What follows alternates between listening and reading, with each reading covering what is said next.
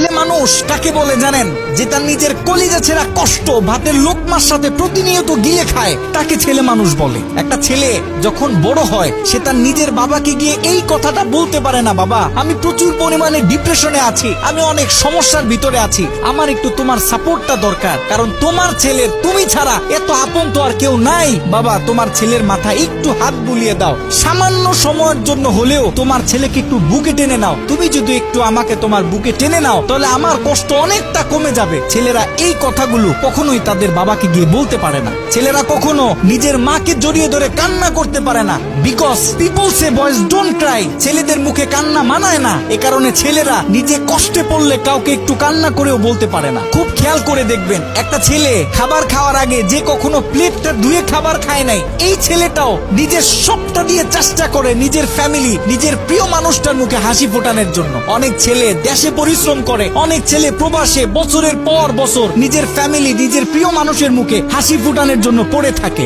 দিন শেষে ছেলেদের মুখে হাসি ফোটানোর মতো কাউকে পাওয়া যায় না। আমি মনে করি boys are the best actor in the world. এই পৃথিবীতে ছেলেরা হচ্ছে সব থেকে বড় অভিনেতা, কারণ ছেলেরা নিজেদের বুকে হাজারো লক্ষ কষ্ট পুঁতে রেখেও মুখে হাসি নিয়ে চলে, কারণ সে জানে আজকে আমি যদি ভেঙে পড়ি তাহলে আমার পুরো ফ্যামিলিটা অস্তিত্বহীন হয়ে যাবে।